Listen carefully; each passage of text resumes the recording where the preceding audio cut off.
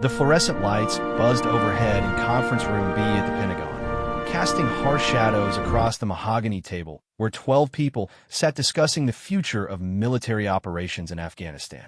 Sarah Mitchell occupied the chair closest to the door, her regulation uniform pressed to perfection, her notebook open with neat handwriting documenting every word spoken during the past 2 hours. Nobody had asked for her opinion yet. Senator Patricia Williams leaned forward, her expensive suit jacket catching the light as she gestured emphatically. The problem with our current strategy is that we're not getting accurate intelligence from the ground level. Our soldiers are operating blind half the time. General Robert Hayes nodded gravely from the head of the table. The intelligence gaps are indeed concerning, Senator. We've lost too many good people because we didn't have the right information at the right time. Congressman David Martinez shuffled through his papers, looking frustrated. I've got families in my district asking why their sons and daughters are dying for missions that seem to accomplish nothing. What do we tell them? Sarah's pen paused above her notebook. She had spent 18 months in Afghanistan's Kandahar province, working directly with local tribal leaders to establish communication networks that had prevented dozens of attacks and saved countless lives. She had the answers these people desperately needed. But experience had taught her that speaking without being invited would only draw unwanted attention and potential ridicule. Deputy Defense Secretary James Crawford adjusted his glasses and spoke in his measured bureaucratic tone. The challenge is cultural. These people don't trust outsiders. They've been fighting wars for centuries. Building relationships takes time we don't have. Sarah bit her tongue. Crawford had never set foot outside the United States, let alone Afghanistan. His understanding of Afghan culture came entirely from intelligence reports written by people who had never shared tea with village elders or learned to navigate the complex honor codes that governed rural communities. Admiral Susan Torres, one of only 2 women at the table besides Sarah, shifted in her seat. What about our female soldiers? Are we utilizing them effectively for cultural outreach? Sometimes women can access areas and people that male soldiers cannot. Sarah's heart rate quickened. Here was an opening, a chance to contribute meaningfully to the discussion. She cleared her throat softly and raised her hand slightly, but Senator Williams had already begun responding. That's an interesting point, Admiral Torres, but from what I understand, most of the female soldiers deployed are in support roles. Combat operations are still primarily handled by male units. The comment stung because it revealed the fundamental misunderstanding that plagued military discussions in Washington. Sarah had been in direct combat situations more times than she could count. She had led reconnaissance missions, coordinated rescue operations, and served as the primary liaison between American forces and Afghan tribal councils. Her Bronze Star and Purple Heart medals were locked away in her apartment dresser, symbols of service that meant nothing in this room full of decision-makers who had never heard a bullet whistle past their ears. General Hayes consulted his tablet, scrolling through data that Sarah knew by heart. Our casualty reports show that intelligence failures account for approximately 60% of mission complications. We need better human intelligence sources, but developing those relationships requires cultural sensitivity and linguistic skills that many of our personnel lack. Sarah spoke before she could stop herself. Excuse me, General Hayes, but I might be able to provide some insight on that particular challenge. The room fell silent. 12 pairs of eyes turned toward her with varying degrees of surprise, annoyance, and curiosity. Senator Williams looked particularly taken aback, as if she had forgotten that Sarah was even present. General Hayes frowned slightly. I'm sorry, Lieutenant Colonel Mitchell, but we're in the middle of a sensitive policy discussion. Perhaps you could provide your input through the proper channels after the meeting. Heat flooded Sarah's cheeks. The proper channels. She had been sending reports through the proper channels for 3 years, watching her carefully documented recommendations disappear into the bureaucratic void while the same mistakes were repeated over and over again in the field. Of course, sir, Sarah replied, her voice steady despite the frustration building in her chest. I apologize for the interruption. Congressman Martinez waved his hand dismissively. No harm done. Now, General Hayes, about those casualty statistics. The conversation resumed as if Sarah had never spoken. She returned to her note-taking, documenting discussion points that missed crucial elements she could have provided if anyone had been interested in listening. Her handwriting remained neat and professional, but inside she was screaming. Admiral Torres glanced in Sarah's direction several times during the next hour, her expression thoughtful. Sarah wondered if the Admiral sensed the same frustration that she felt, the isolation of being the only people in the room who understood what it meant to serve in combat, while others made decisions about that service from comfortable offices thousands of miles away. Deputy Secretary Crawford dominated much of the remaining discussion with statistics and charts that painted an incomplete picture of the situation in Afghanistan. He spoke about force deployment numbers and equipment requisitions as if war were simply a matter of moving pieces on a game board. Sarah had seen the human cost of those decisions, had held dying soldiers in her arms, and comforted wounded Afghan civilians who had been caught in crossfire that better intelligence could have prevented. Senator Williams pushed for increased funding for technology-based intelligence gathering, suggesting that satellite surveillance and electronic monitoring could replace the need for dangerous human intelligence operations. Sarah knew this approach had been tried repeatedly and had failed every time because it ignored the fundamental importance of personal relationships in Afghan culture. Trust was not something that could be downloaded from a satellite feed or extracted from intercepted communications.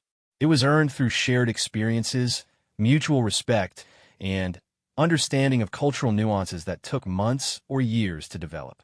As the meeting entered its third hour, Sarah noticed that none of the decision-makers had mentioned the successful operations that had resulted from effective cultural outreach and relationship building. They discussed only the failures, the casualties, and the setbacks. Success stories apparently didn't generate the kind of political attention that justified these high-level discussions. General Hayes stood up and walked to the large map mounted on the conference room wall. Red pins marked locations of recent attacks, while blue pins indicated successful operations. Sarah could have provided detailed context for every single pin on that map, explaining the local factors that had contributed to success or failure in each case. Instead, she watched as the general offered simplified explanations that missed the complex reality of operating in a war zone. The pattern of attacks suggests that insurgent groups are adapting faster than our intelligence-gathering methods, General Hayes observed. We need to find new approaches to staying ahead of their tactical evolution. Sarah almost laughed at the irony. The approaches already existed. She had developed and successfully implemented several of them during her deployment. The after-action reports were sitting in filing cabinets somewhere in the Pentagon, unread and forgotten because they came from a mid-level officer rather than a senior commander or defense contractor. Congressman Martinez checked his watch and gathered his papers. I have another committee meeting in 20 minutes, so we should probably start wrapping up. Where are action items? Senator Williams consulted her notes. We need updated casualty projections, revised equipment requests, and a comprehensive review of current intelligence protocols. I'd also like to see recommendations for improving cultural outreach programs. Admiral Torres spoke up. Senator Williams, I believe Lieutenant Colonel Mitchell has extensive experience with cultural outreach in Afghanistan. Perhaps she could contribute to that particular review. Sarah felt a surge of gratitude toward the Admiral, one of the few people in the room who seemed to recognize her qualifications.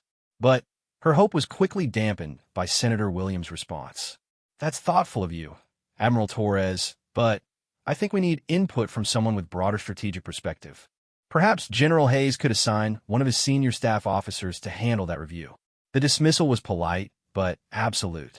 Sarah's 18 months of direct experience building relationships with tribal leaders, her fluency in Pashto and Dari, and her successful track record of preventing attacks through cultural intelligence were apparently less valuable than the broader strategic perspective of a senior officer who had likely never left the Pentagon.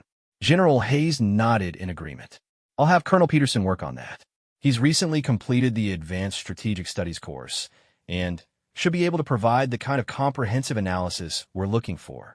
Sarah knew Colonel Peterson. He was a capable officer and a decent person, but his understanding of Afghan culture came entirely from textbooks and briefings. He had never sat with village elders during the evening call to prayer, never navigated the intricate web of tribal loyalties that determined whether American forces would be welcomed or attacked, never learned to read the subtle signs that indicated whether a local contact could be trusted with sensitive information. The meeting concluded with handshakes and polite conversation about weekend plans. Sarah remained seated, organizing her notes while the important people filed out of the conference room. Admiral Torres lingered briefly, approaching Sarah's chair as the others left. "Lieutenant Colonel Mitchell," Admiral Torres said quietly, "I read your report on the Helmand Province operations. Impressive work." Sarah looked up in surprise. Very few people had access to that classified report, and even fewer had apparently taken the time to read it thoroughly. "Thank you, ma'am. It was a team effort." Admiral Torres smiled slightly. "Good leaders always say that. But I know effective cultural intelligence work when I see it. Don't let today's meeting discourage you from sharing your expertise. The right opportunity will come." After Admiral Torres left, Sarah sat alone in the empty conference room, staring at the map with its red and blue pins. Each pin represented real people, soldiers, civilians, allies, and enemies whose lives have been shaped by the decisions made in rooms just like this one. She thought about the village elder named Hassan who had risked his life to provide information about planned attacks because he trusted her to use that information wisely. She thought about the female Afghan police officer named Fatima who had become a crucial intelligence asset because Sarah had taken the time to understand her family's concerns about honor and safety. These relationships had saved lives and prevented attacks, but they apparently didn't matter to the people who determined military policy. Sarah's expertise was invisible to the decision-makers who needed it most. She was present but not heard, qualified but not consulted, experienced but not trusted. Sarah gathered her papers and left conference room B, walking down the familiar Pentagon corridors toward her small office in the basement level. Her reflection in the polished hallway windows showed a professional military officer with an exemplary record and extensive combat experience. But in the conference room upstairs, she had been nothing more than a note-taking secretary whose insights were unwelcome interruptions to important discussions. Tomorrow there would be another meeting, another opportunity for the same voices to discuss the same problems with the same lack of real-world understanding. Sarah would attend, take notes, and watch as crucial decisions were made by people who had never experienced the realities they were discussing. She would remain invisible until her expertise was finally recognized or until her patience finally ran out. The Pentagon's corridors echoed with the footsteps of hundreds of military and civilian personnel, all working toward the common goal of national security. Sarah walked among them, carrying knowledge that could save lives and prevent disasters, waiting for someone to finally ask the right questions and listen to the answer she had been trying to provide for years. Her office door bore a simple nameplate, Lieutenant Colonel Sarah Mitchell, Cultural Intelligence Analyst. Behind that door sat boxes of files, reports, and recommendations that represented thousands of hours of work and analysis. Most of those documents had never been read by anyone with the authority to implement their suggestions. They were the invisible documentation of invisible service by an invisible officer whose value would remain hidden until circumstances forced it into the light. Sarah opened her office door and stepped into the small space that contained the accumulated wisdom of her career. Somewhere in Washington, decisions were being made that would affect the lives of soldiers and civilians in Afghanistan. Those decisions would be made without her input, just as they had been made for the past 3 years. But Sarah Mitchell would continue doing her job, documenting the truth, and waiting for the moment when someone would finally understand that the most important voice in the room was often the one that nobody was listening to. 3 weeks after the Pentagon meeting, Sarah Mitchell stood in the makeshift briefing room at Forward Operating Base Chapman in Afghanistan's Khost province, watching Colonel James Peterson deliver his strategic assessment to a group of field commanders. Peterson held a laser pointer and spoke confidently about cultural outreach protocols while Sarah translated his theoretical recommendations into practical reality. The key to successful community engagement, Peterson explained, clicking to his next PowerPoint slide, is establishing trust through consistent presence and cultural sensitivity. We need to approach tribal leaders with respect for their traditional authority structures. Major Kevin Thompson, commander of the 3rd Battalion, raised his hand. Sir, we've been trying that approach for 6 months. The local Shura Council won't even meet with us anymore after the incident in Calendar Village. Sarah knew about the Calendar incident. A well-intentioned but culturally ignorant American patrol had interrupted a funeral ceremony to conduct a security sweep, violating sacred customs and destroying months of relationship-building work. The Tribal Council had declared all American forces unwelcome in the region as a result. Sarah had predicted this exact outcome in a report she had written 8 months earlier, warning about the importance of understanding religious and cultural calendar cycles before planning operations. Colonel Peterson consulted his notes, clearly unfamiliar with the specific situation Major Thompson had referenced. Can you provide more details about this incident, Major? Sarah stepped forward slightly, catching Major Thompson's eye. She had worked closely with Thompson's unit during her previous deployment and knew he respected her judgment. Thompson's expression showed recognition and relief. Perhaps Lieutenant Colonel Mitchell could brief us on the calendar situation, Thompson suggested. She's worked extensively with the tribal councils in this region. Peterson looked surprised and mildly annoyed at the suggestion that someone else might have relevant expertise. I appreciate Lieutenant Colonel Mitchell's local experience, but I think it's important to maintain focus on the broader strategic framework we're implementing. Sarah felt the familiar frustration building in her chest. Peterson's broader strategic framework was a collection of theoretical concepts that ignored the specific cultural dynamics that determine success or failure in this region. His recommendations would fail, just as similar approaches had failed repeatedly over the past several years, because they were designed by people who had never actually implemented them in real-world conditions. Captain Maria Rodriguez, intelligence officer for the 2nd Squadron, spoke up from the back of the room. Colonel Peterson, with respect, sir, we're dealing with some very specific cultural challenges that might require local expertise. Lieutenant Colonel Mitchell has actual relationships with the tribal leaders we're trying to reach. Peterson's jaw tightened slightly. He was a career officer who had built his reputation on strategic planning and theoretical analysis, and these field commanders were essentially telling him that his expertise was inadequate for their practical needs. Sarah recognized the political dynamics at play and knew that pushing too hard would only create resistance. Colonel Peterson, Sarah said diplomatically, I wonder if I might provide some background context that could help implement your strategic framework more effectively in this specific environment. Peterson nodded reluctantly. Very well, Lieutenant Colonel Mitchell. But please keep your comments focused on implementation rather than strategy revision. Sarah moved to the front of the room, acutely aware that she was walking a political tightrope. These field commanders needed accurate information to keep their soldiers alive, but Peterson needed to maintain his authority as the senior strategic advisor. She would have to provide crucial intelligence without undermining Peterson's position.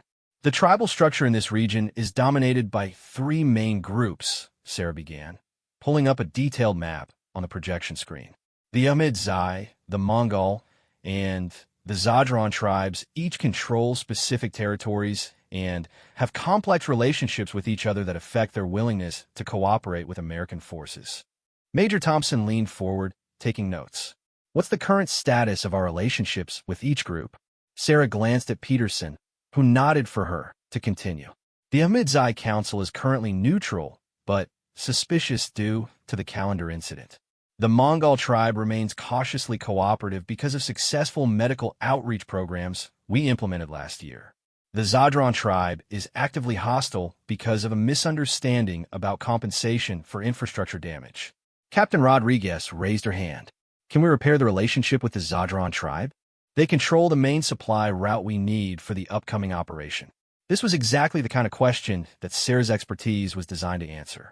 She had spent months working with Zadran tribal leaders, understanding their concerns, and developing solutions to the conflicts that had damaged their relationship with American forces. The Zadran hostility stems from a specific issue that can be resolved, Sarah explained. Last year, American construction vehicles damaged an irrigation system that serves 3 villages.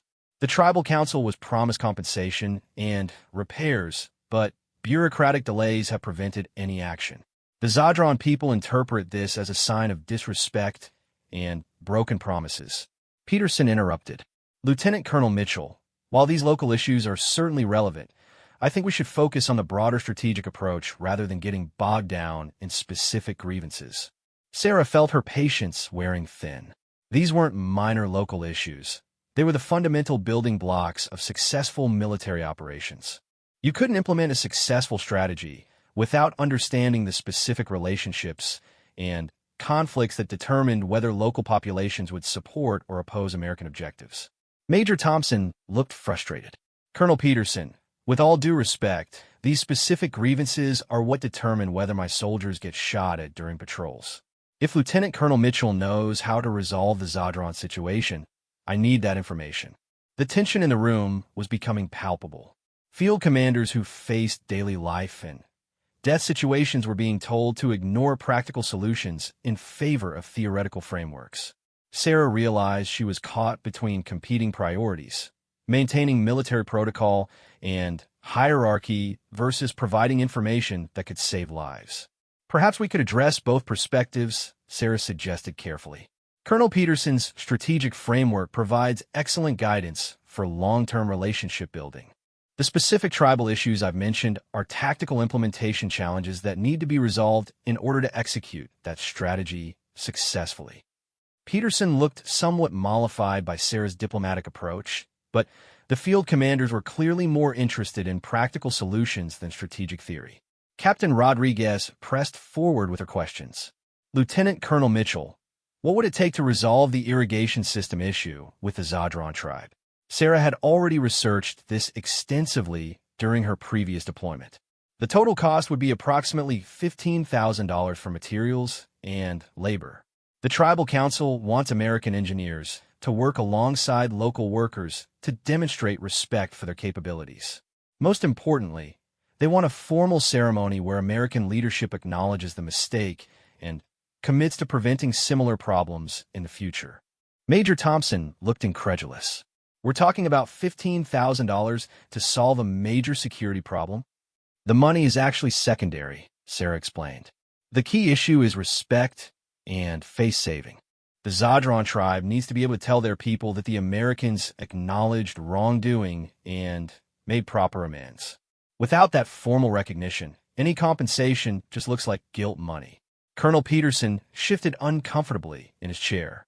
The practical solution Sarah was describing didn't align with the formal strategic procedures he had been sent to implement.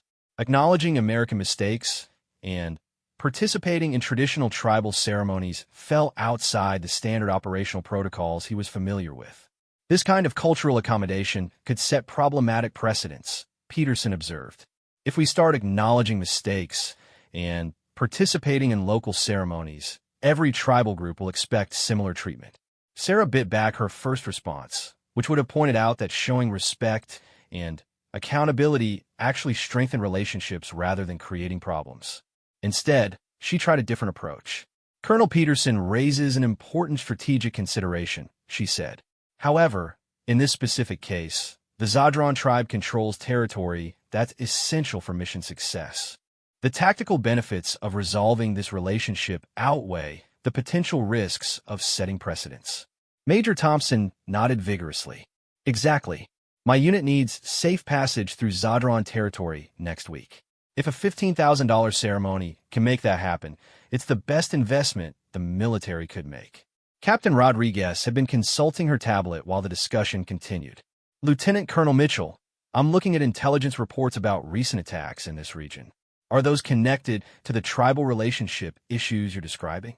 Sarah had been tracking the correlation between tribal conflicts and security incidents for months, documenting patterns that clearly showed how political grievances translated into operational challenges. 70% of the IED attacks in this region over the past 6 months have occurred in areas controlled by tribes that have unresolved grievances with American forces. The statistics hit the room like a bombshell. Peterson looked stunned. His strategic briefings hadn't included this level of detailed correlation between cultural relationships and security outcomes. The field commanders were taking rapid notes, finally seeing clear connections between the abstract concept of cultural sensitivity and the concrete reality of soldier safety. Do you have documentation supporting those statistics? Peterson asked, his tone noticeably more respectful than it had been earlier. Sarah nodded. I've been tracking incident reports against tribal territory maps for the past 18 months. The patterns are consistent across multiple provinces. Tribes with positive relationships provide security intelligence that prevents attacks. Tribes with negative relationships either passively allow attacks or actively support insurgent activities. Major Thompson leaned back in his chair, processing the implications. So cultural outreach isn't just about being nice to local people. It's directly connected to force protection. Exactly, Sarah confirmed. Every cultural mistake we make creates security vulnerabilities. Every relationship we repair reduces the threat level for our operations.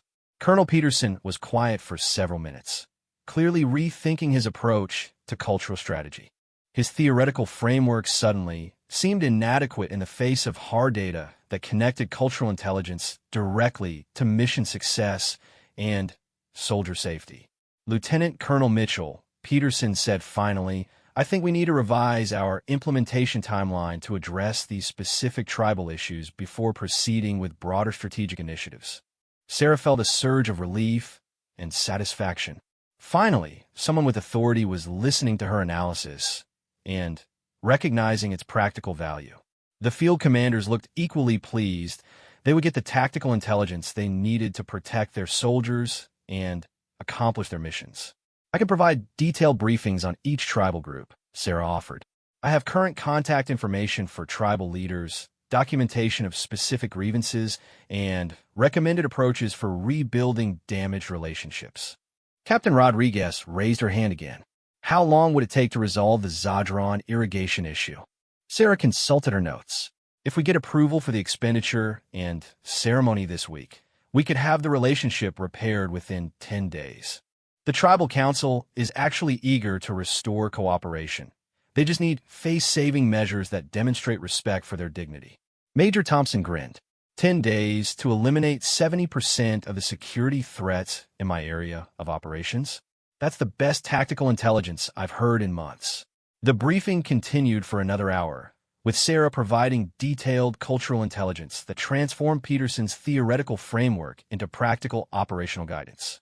She explained the significance of specific tribal festivals, identified key influential leaders, and outlined communication protocols that respected traditional authority structures.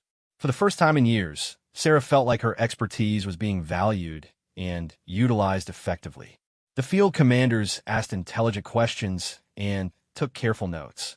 Colonel Peterson gradually shifted from defending his strategic framework to incorporating Sarah's intelligence into a more nuanced and effective approach. As the meeting concluded, Major Thompson approached Sarah privately. Lieutenant Colonel Mitchell, I want you to know that your cultural intelligence work saved lives during our last deployment. My soldiers are alive today because you helped us understand how to work with tribal leaders instead of against them. Sarah felt tears prick her eyes. After years of being ignored and dismissed, someone was finally acknowledging the direct connection between her work and mission success. Her cultural intelligence wasn't just academic theory. It was practical expertise that made the difference between life and death for American soldiers and Afghan civilians. Colonel Peterson packed up his presentation materials, his expression thoughtful. Lieutenant Colonel Mitchell, I'd like to schedule some additional briefings with you. It's clear that implementing strategic frameworks requires more local expertise than I initially understood. As Sarah walked back to her temporary quarters at Forward Operating Base Chapman, she reflected on the day's events. The meeting had started with another attempt to impose theoretical solutions on complex practical problems. But this time, the field commanders had demanded real answers, and her expertise had finally been recognized as valuable and necessary. Tomorrow, she would begin the detailed cultural briefings that would help American forces operate more effectively and safely in Afghanistan. Her analysis would be incorporated into operational planning. Her recommendations would be implemented by field commanders, and her relationships with tribal leaders would be utilized to prevent attacks and save lives. For the first time in her military career, Lieutenant Colonel Sarah Mitchell felt like her voice was being heard and her expertise was being valued. The invisible woman was finally becoming visible, one briefing at a time. 2 months later, Sarah Mitchell crouched behind a mud brick wall in the village of Spin Boldak, listening to automatic weapons fire echo through the narrow streets, while she tried to establish radio contact with tribal elder Haji Abdul Rahman. The cultural outreach mission that was supposed to be a routine relationship-building exercise had turned into a firefight when Taliban insurgents launched a surprise attack during the scheduled meeting. Lightning 6, this is Cultural 1, Sarah spoke into her radio headset. I need immediate extraction for the village elders. We have 4 civilians trapped in the community center with hostile forces closing from the east. Major Thompson's voice crackled through the static. Cultural 1, we're pinned down at the south entrance. Can you maintain position until we can fight our way through? Sarah peered around the corner of her concealment, assessing the tactical situation. Taliban fighters had positioned themselves between the American patrol and the village center where Haji Rahman and 3 other tribal leaders were trapped with their security detail. The insurgents had clearly planned this attack to target both American forces and tribal leaders who were cooperating with coalition forces. Lightning 6. The elders won't survive if we wait for conventional extraction, Sarah reported. These insurgents specifically targeted this meeting to eliminate tribal cooperation. They'll execute the elders if they get the chance. Captain Rodriguez's voice joined the radio conversation from her position at the command post. Cultural 1, can you use your tribal contacts to negotiate safe passage? Sarah almost laughed at the suggestion. The Taliban fighters currently shooting at them weren't interested in negotiation. They were committed to killing anyone who cooperated with American forces. Talking wouldn't solve this problem. Only quick thinking and cultural expertise could save the lives of the tribal leaders who had risked everything to meet with coalition forces. Negative on negotiation, Sarah replied. But I might have another option. Give me 5 minutes. Sarah pulled out her satellite phone and dialed a number she had memorized months earlier. Hassan Ahmadzai answered on the second ring, speaking in rapid Pashto. Sarah responded in the same language, explaining the situation and requesting immediate assistance. Sister, you asked me to risk my family for these old men who make deals with foreigners, Hassan replied, using the honorary title that indicated respect but not necessarily agreement. Brother, these old men are your neighbors and your tribal cousins, Sarah responded, invoking the kinship obligations that govern Pashtun culture. The men who attack them today will come for your family tomorrow if they succeed. Hassan was quiet for nearly a minute while gunfire continued to echo through the village. Sarah knew he was weighing the risks of intervening against the cultural obligations that demanded he protect fellow Pashtun from outside aggressors. How many trucks do you need? Hassan asked finally. Sarah felt a surge of relief and gratitude. 3 vehicles minimum. The route through the old bazaar should still be clear if your drivers know the back roads. My cousin Mohammed knows every path in this district. He will bring the trucks. But, sister, you must promise that the American soldiers will not mistake us for enemies. Sarah switched back to her radio headset. Lightning 6, friendly local forces will arrive in approximately 10 minutes with civilian extraction vehicles. I need all units to hold fire on 3 white Toyota pickup trucks approaching from the northwest. Major Thompson's response was immediate and concerned. Cultural 1, how do you know these vehicles are friendly? This could be a Taliban reinforcement. Trust me on this, Lightning 6. I have personal guarantees from tribal leaders who have cooperated with us for months. These are the same people who provided intelligence that prevented 3 IED attacks last month. Sarah understood Thompson's caution. In a combat zone, trusting unknown local forces was a potentially fatal decision. But conventional extraction methods would take too long, and the tribal elders would be dead before American forces could fight their way through Taliban positions. Cultural 1, you're betting your life and the lives of those civilians on personal relationships, Thompson observed. Are you absolutely certain about these local contacts? Sarah thought about Hassan Ahmadzai, the village leader who had initially distrusted all Americans but had gradually developed respect for Sarah's cultural sensitivity and genuine concern for Afghan civilian welfare. She remembered sharing tea with Hassan's family, learning about his children's hopes for education, and listening to his concerns about Taliban intimidation tactics. Lightning 6, I'm staking my career and my life on these relationships, Sarah replied. But more importantly, I'm staking the lives of 4 tribal leaders who trusted us enough to attend this meeting. We cannot let them die because we were too afraid to trust the allies we've spent months building relationships with. The radio was quiet for several seconds before Thompson responded. All units, hold fire on white Toyota vehicles from the northwest. Cultural One has operational authority for civilian extraction. Sarah felt the weight of responsibility settling on her shoulders. If she was wrong about Hassan's reliability, or if Taliban forces had intercepted their communication and planned to ambush the extraction vehicles, American soldiers and Afghan civilians would die as a result of her decision. But if she was right, for tribal leaders who represented the hope for peaceful cooperation would survive to continue their work. 8 minutes later, 3 white pickup trucks emerged from the maze of narrow streets behind the old bazaar, moving quickly but carefully through the village. Sarah recognized Muhammad Ahmadzai in the driver's seat of the lead vehicle, Hassan's cousin who had served as a guide for several previous American operations. Lightning 6 extraction vehicles are in position, Sarah reported, moving to collect the civilians now.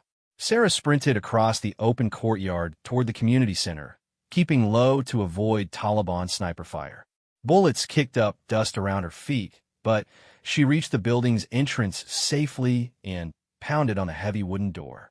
Haji Rahman, this is Lieutenant Colonel Mitchell, she called out in Pashto. I have vehicles here to take you to safety. The door opened to reveal an elderly Afghan man with a white beard and worried eyes. Haji Abdul Rahman was the most influential tribal leader in the region, a man whose support or opposition could determine the success or failure of American operations across 3 provinces. Sister, the young men with guns say they will kill anyone who leaves this building, Rahman said quietly. Sarah knelt beside the elderly tribal leader, speaking in a respectful tone that Pashtun culture demanded when addressing honored elders. Respected father, my tribal brothers have brought vehicles to carry you to safety. But we must move quickly while the path remains clear. Rahman consulted quickly with the 3 other tribal leaders who had been trapped in the building. Sarah recognized Malik Farid, the district administrator who had been instrumental in establishing schools and medical clinics, and Elder Asadullah, whose tribal council had provided crucial intelligence about Taliban movements. We will trust you, sister, Rahman said finally. Your word has always been honest with our people. Sarah coordinated the extraction movement using hand signals she had practiced with Afghan security forces during dozens of previous operations. The 4 tribal leaders moved quickly but calmly toward the waiting vehicles, maintaining the dignity that their cultural position required even under life-threatening circumstances. Taliban fighters spotted the movement and increased their rate of fire, but Muhammad Ahmadzai and his drivers had positioned the trucks to provide maximum protection for the loading process. Sarah covered the rear while the elders climbed into the vehicle beds, using her M4 carbine to suppress Taliban positions. Cultural One, we have heavy fire from the east side of the square, Captain Rodriguez reported over the radio. Taliban forces are trying to cut off your extraction route. Sarah climbed into the lead truck beside Muhammad, who was already putting the vehicle in motion before she had fully closed the door. Lightning 6, we're moving now. Need suppressing fire on the east side positions to keep our route clear. The 3 pickup trucks accelerated through the narrow village streets, following a route that Muhammad had planned to avoid Taliban checkpoints and American positions alike. Sarah gripped her rifle with one hand and the door frame with another as the vehicle bounced over rough terrain and navigated sharp corners at dangerous speeds. Sister, your soldier friends are very good at shooting, Muhammad observed, nodding toward the sound of American automatic weapons providing covering fire. But your Taliban enemies are also determined fighters. Sarah understood the implication. The extraction was successful so far, but Taliban forces would pursue the vehicles and attempt to intercept them before they reached coalition-controlled territory. The next 10 minutes would determine whether her cultural relationships and tactical planning had been sufficient to save the lives of 4 irreplaceable Afghan allies. Haji Rahman leaned forward from the truck bed, speaking through the rear window in Pashto. Sister, these men who attack us today are not from our villages. They come from Pakistan to make war on our people. This intelligence was crucial for understanding the broader tactical situation. Sarah switched to her radio headset to relay the information to coalition forces. Lightning 6, tribal leader reports that attacking force consists of foreign fighters from Pakistan, not local Taliban. This suggests a planned operation specifically targeting today's meeting. Major Thompson's response confirms Sarah's analysis. Cultural 1, that explains the sophisticated coordination and heavy weapons. These aren't opportunistic local insurgents. This was a planned assassination attempt. The lead truck turned onto the main highway that led toward forward operating base Chapman, but Sarah could see dust clouds in the distance that indicated pursuing vehicles. Taliban forces were following the extraction convoy, probably hoping to stage an ambush along the route, where coalition air support would be limited. Muhammad, can your vehicles reach the base before the pursuers catch up? Sarah asked. Muhammad consulted his rearview mirror and pressed the accelerator harder. Inshallah, sister. But the young men behind us have faster vehicles and fewer passengers to carry. Sarah made a quick tactical decision that would either save lives or get everyone killed. She switched to a different radio frequency and contacted the airfield at Forward Operating Base Chapman directly. Chapman Tower, this is Lieutenant Colonel Mitchell with priority extraction emergency. I need immediate helicopter support for civilian evacuation under hostile pursuit. The air traffic controller's response was immediate and professional. Lieutenant Colonel Mitchell, what is your current position and the nature of the threat? Sarah consulted her GPS device while the truck bounced through a series of potholes. We're approximately 8 kilometers southwest of base on Highway 7. 4 Afghan VIPs under escort, pursued by hostile forces with unknown intentions, but presumed lethal. Roger, Lieutenant Colonel. We have 2 Apache gunships airborne for training exercise. Can redirect for immediate support. Sarah felt a wave of relief wash over her. Apache helicopters could eliminate the pursuing Taliban forces and ensure safe passage for the extraction convoy. But she needed to coordinate the air support carefully to avoid accidentally targeting friendly Afghan vehicles. Chapman Tower. The friendly convoy consists of 3 white Toyota pickup trucks traveling northeast on Highway 7. Hostile forces are following an unknown vehicle types, approximately 2 kilometers behind the friendly convoy. Muhammad pointed ahead to where 2 military helicopters were approaching from the direction of the base. Sister, your flying machines come help us. Sarah watched as the Apache gunships moved into position above the highway behind their convoy. Through her radio headset, she could hear the helicopter pilots coordinating with ground controllers to identify and engage the Taliban pursuit vehicles. Cultural 1, this is Apache lead. The helicopter pilot's voice crackled through static. We have visual on 3 pickup trucks and pursuing vehicles, requesting permission to engage hostile forces. Sarah looked back at Haji Rahman and the other tribal leaders who were watching the helicopters with expressions of awe and gratitude. These men had risked their lives to cooperate with American forces, trusting that cultural relationships could overcome the cycle of violence that had plagued their region for decades. Apache lead, you are cleared to engage hostile forces pursuing the civilian extraction convoy, Sarah replied. Friendly vehicles are the 3 white Toyotas in the lead group. The sound of helicopter-mounted cannons echoed across the landscape as the Apache gunships engaged the Taliban pursuit vehicles. Sarah felt the trucks accelerate as Muhammad took advantage of the breathing room provided by air support to increase their lead toward the safety of the military base. 20 minutes later, the 3 Toyota trucks passed through the security gates of Forward Operating Base Chapman.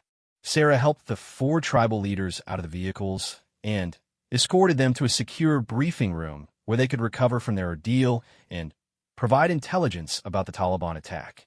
Haji Rahman gripped Sarah's hand in both of his, speaking in Pashto with deep emotion. Sister, you have saved not just our lives today, but the hope for peace between our peoples. This will not be forgotten by the tribes. Sarah realized that the day's events represented more than just a successful extraction operation. Her cultural relationships had been tested under the most dangerous circumstances possible, and they had proven strong enough to save lives and preserve crucial alliances. The tribal leaders would return to their communities with stories about American soldiers who kept faith with their allies even when bullets were flying. Major Thompson approached as Sarah finished her debriefing with the tribal leaders. Lieutenant Colonel Mitchell, that was some of the best cultural intelligence work I've ever seen. You turned personal relationships into operational assets that saved lives and preserved strategic alliances. Sarah felt exhausted but satisfied.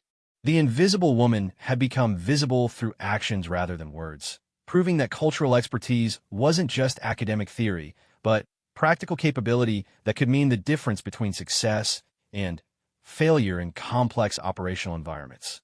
As the tribal leaders prepared to return to their villages with coalition escort, Sarah reflected on the day's events. Her months of patient relationship building had paid off when lives hung in the balance, demonstrating that cultural intelligence was just as important as conventional military capabilities for achieving mission success in Afghanistan. 6 months after the village extraction, Sarah Mitchell found herself back in Washington, sitting in the same Pentagon conference room where she had been ignored and dismissed almost a year earlier. But this time, the dynamics were completely different. News of her successful cultural intelligence operations in Afghanistan had reached the highest levels of military leadership, and she had been specifically requested to brief senior officials on lessons learned from her deployment. Secretary of Defense Patricia Williams entered the room with an entourage that included General Hayes, Admiral Torres, and several other high-ranking officials Sarah recognized from previous meetings. But there were also faces she didn't recognize, senior military officers and civilian defense officials who had come specifically to hear her presentation. Lieutenant Colonel Mitchell, Secretary Williams said as she took her seat at the head of the conference table, "We understand you've developed some innovative approaches to cultural intelligence that have produced remarkable results in Afghanistan. We're here to learn from your experience." Sarah felt a surreal sense of déjà vu. 12 months earlier, she had been the invisible note-taker whose expertise was dismissed as irrelevant. Now she was the featured speaker at a briefing attended by some of the most powerful people in the Department of Defense. The transformation was so complete that she almost wondered if she was dreaming. "Thank you, Madam Secretary," Sarah replied, standing to address the room. "I believe our experiences in Afghanistan demonstrate that cultural intelligence can be just as important as conventional intelligence for achieving mission success and protecting American lives." General Hayes leaned forward with genuine interest. "Lieutenant Colonel Mitchell, your after-action reports describe some remarkable results. Can you quantify the operational impact of your cultural intelligence work?" Sarah had prepared extensively for this briefing, compiling statistics and case studies that clearly demonstrated the practical value of cultural expertise. "Over the 18-month period of my enhanced cultural intelligence operations, IED attacks in the 3 provinces where we implemented relationship-based approaches decreased by 68%. Coalition casualties dropped by 43%, while successful mission completion rates increased by 31%. The numbers hit the room like a bombshell. Admiral Torres was taking rapid notes, while several other officials exchanged meaningful glances. These weren't marginal improvements. They represented dramatic enhancements in both effectiveness and safety for American military operations. Secretary Williams looked stunned. "Those are extraordinary results, Lieutenant Colonel Mitchell. How do you account for such significant improvements?" Sarah clicked to her first PowerPoint slide, which showed a detailed map of tribal territories in eastern Afghanistan. "The key insight is that military operations in Afghanistan occur within existing social and political systems that most American forces don't understand. When we work with those systems instead of against them, we dramatically improve our effectiveness." General Hayes interrupted with obvious skepticism. "Lieutenant Colonel Mitchell, are you suggesting that cultural factors are more important than conventional military capabilities?" Sarah had anticipated this question and prepared carefully for her response. "Not more important, General Hayes, but equally important. Conventional military capabilities give us the ability to project force and achieve tactical objectives. Cultural intelligence gives us the ability to understand which objectives are worth pursuing and how to achieve them with minimal resistance." She clicked to her next slide, which showed a timeline of operations in Kandahar province. For example, Conventional approaches to clearing Taliban forces from the Arghandab River Valley required 6 months of intensive combat operations and resulted in significant casualties. When we applied cultural intelligence to identify tribal leaders who opposed Taliban presence for their own reasons, we achieved the same result in 3 weeks with minimal fighting. Secretary Williams studied the timeline carefully. How exactly did cultural intelligence change the operational approach? Sarah had hoped someone would ask this question because it went to the heart of what made her approach different from traditional military thinking. Instead of viewing the Taliban as a monolithic enemy force, we analyzed the specific reasons why local populations supported or opposed their presence. In the Arghandab Valley, farmers were angry about Taliban taxation policies and interference with poppy cultivation. Village elders resented Taliban disrespect for traditional authority structures. She clicked to a slide showing photographs of tribal meetings and community gatherings. We approached these groups not as potential enemies to be defeated, but as potential allies who shared our interest in removing Taliban influence from their territory. We offered support for their existing grievances rather than imposing our own objectives. Admiral Torres raised her hand. What kind of support did you provide to these local groups? Sarah smiled, remembering the complex negotiations that had made the Arghandab operation successful. Mostly respect and recognition. The farmers wanted protection from Taliban taxation and freedom to make their own economic decisions. The village elders wanted acknowledgement of their traditional authority and inclusion in decisions that affected their communities. General Hayes looked puzzled. Are you saying that respect and recognition were more effective than conventional military pressure? In combination with conventional military capabilities, yes, Sarah clarified. The local groups knew we had the power to defeat Taliban forces militarily. But they also knew that military victory without cultural legitimacy would be temporary. When we demonstrated respect for their concerns and included them in our decision-making process, they became active partners rather than passive observers. Secretary Williams leaned back in her chair, clearly processing the implications of Sarah's analysis. Lieutenant Colonel Mitchell, this approach seems to require a completely different mindset from traditional military operations. How difficult would it be to train other officers in these methods? Sarah had spent considerable time thinking about this exact question during her flight back from Afghanistan. The technical skills can be taught relatively easily. Language training, cultural awareness, relationship-building protocols. The bigger challenge is changing the organizational culture that views cultural intelligence as secondary to conventional military capabilities. She clicked to a slide showing organizational charts and decision-making processes. Currently, cultural intelligence officers like myself are consulted after operational plans have been developed, if we're consulted at all. For this approach to work effectively, cultural considerations need to be integrated into the planning process from the beginning. General Hayes nodded slowly. You're suggesting that cultural intelligence should have equal weight with conventional intelligence in operational planning. Exactly, Sarah confirmed. In Afghanistan, cultural factors determine whether local populations will provide intelligence, offer logistical support, or actively resist our operations. Ignoring those factors is like planning a mission without considering weather conditions or terrain features. Secretary Williams turned to Admiral Torres. Admiral, what would it take to integrate this kind of cultural analysis into our standard operational procedures? Admiral Torres consulted her notes before responding. We would need to expand cultural intelligence training, modify planning protocols to include cultural assessment requirements, and ensure that cultural intelligence officers have appropriate authority to influence operational decisions. Sarah felt a surge of excitement as she watched senior leaders seriously considering systematic changes to military doctrine based on her experiences and recommendations. For years, she had been arguing for exactly these kinds of reforms, only to be told that cultural factors were secondary concerns that could be addressed after more important military matters were resolved.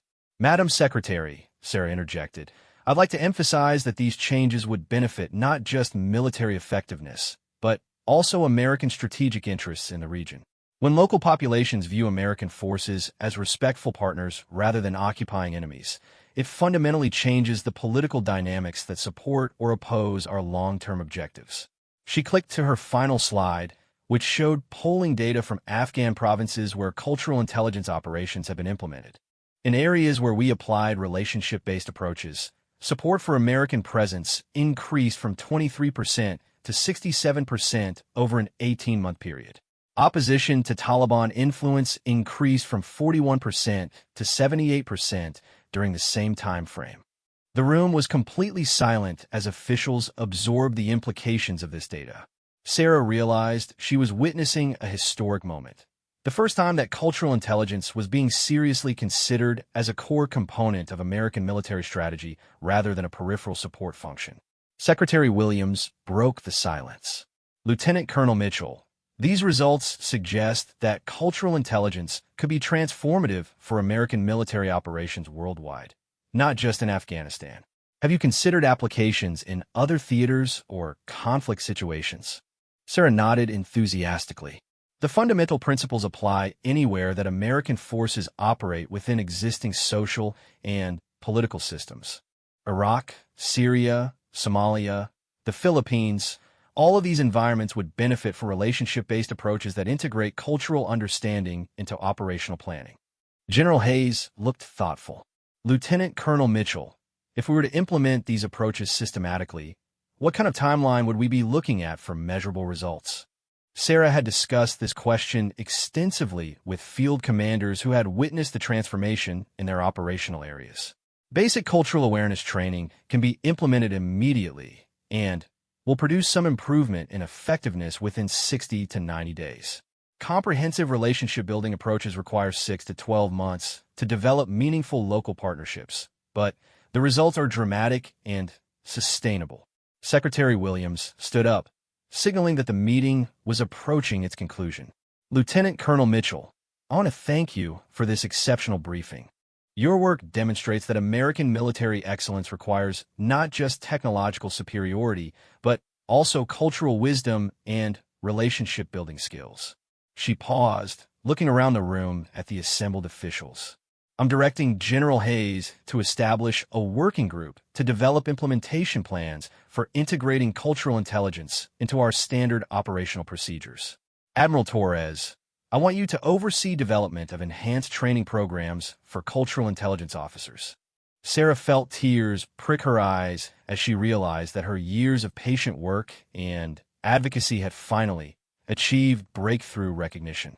The invisible woman who had been ignored in countless meetings was now being asked to help transform American military doctrine. General Hayes addressed Sarah directly. Lieutenant Colonel Mitchell, would you be willing to lead the Cultural Intelligence Integration Working Group?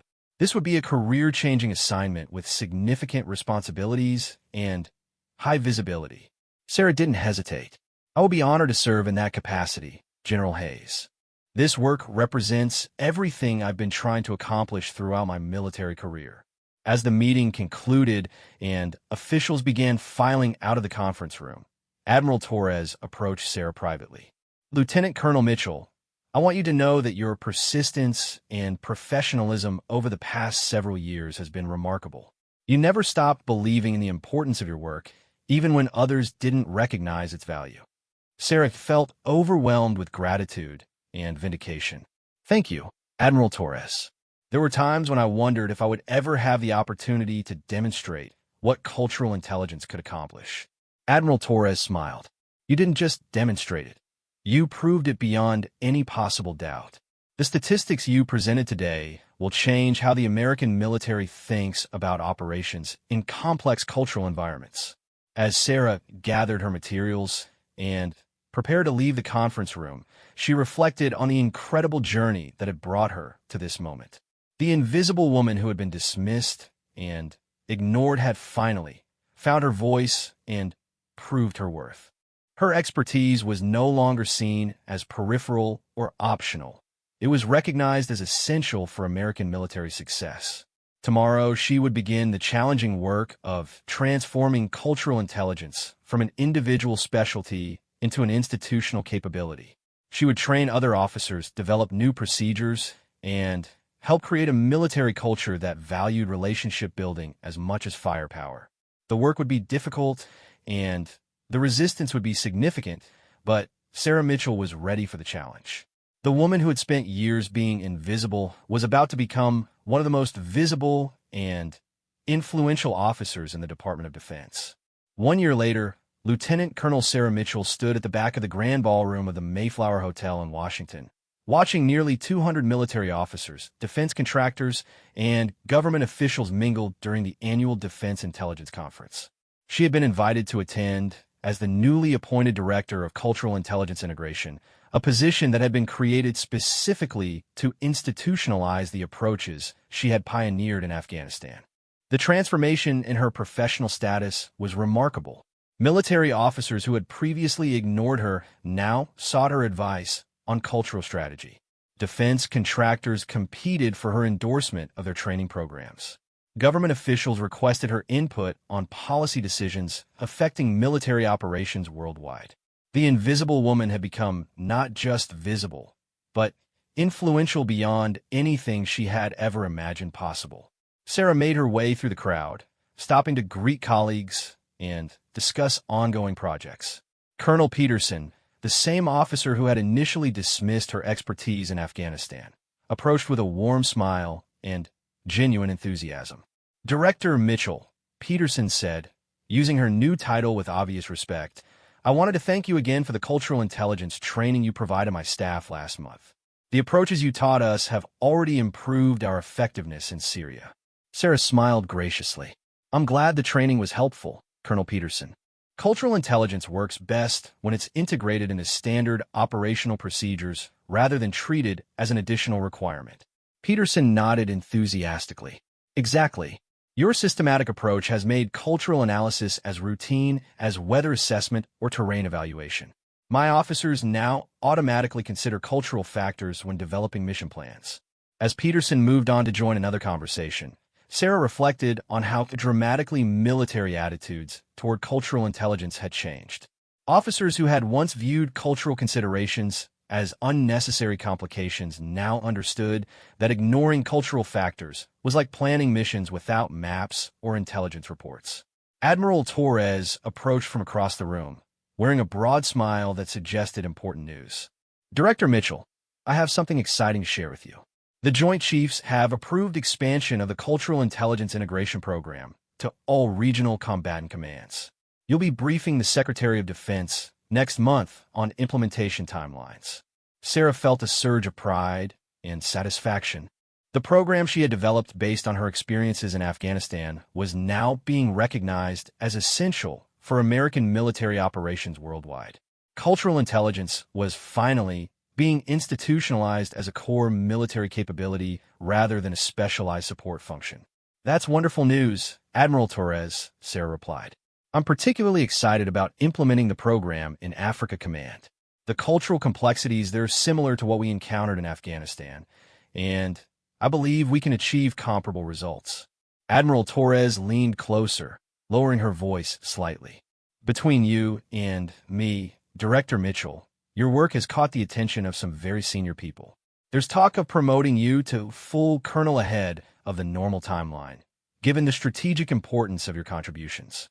Before Sarah could respond, a commotion near the ballroom entrance drew everyone's attention.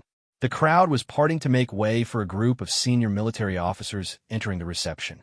Sarah recognized General Patricia Hayes, the Chief of Staff of the Army, but the officer walking beside her was unfamiliar.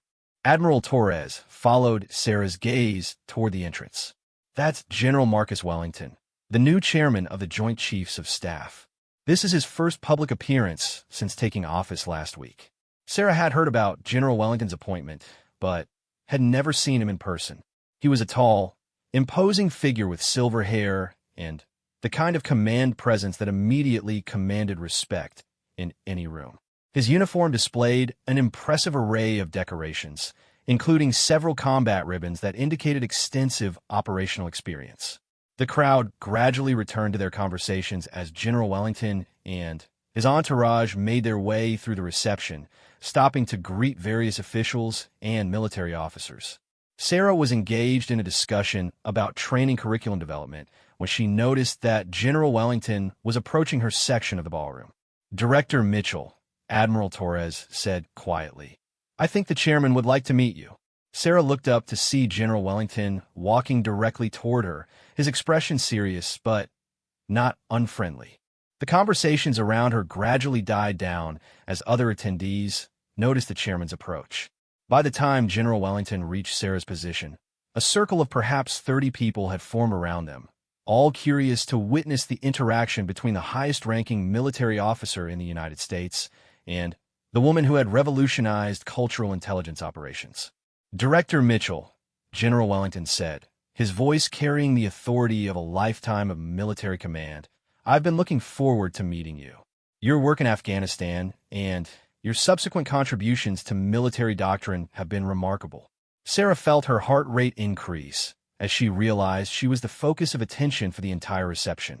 Military officers, defense contractors, and government officials were all watching this conversation, understanding that General Wellington's words would carry significant weight throughout the defense establishment.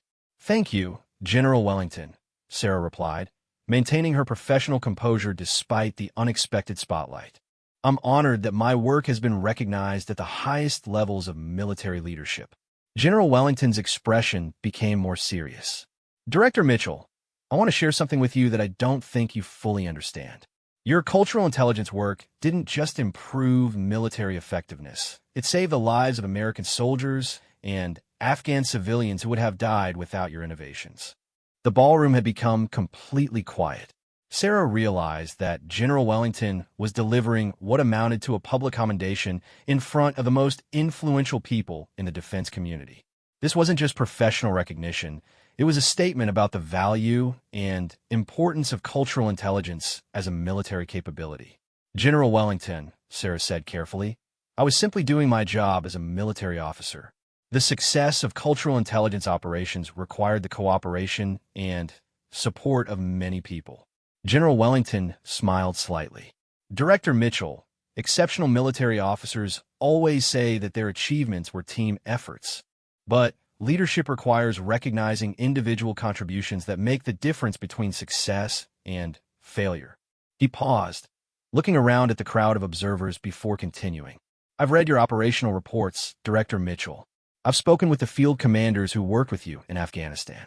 I've reviewed the statistics that document the improvements in mission effectiveness and force protection that resulted from your approaches."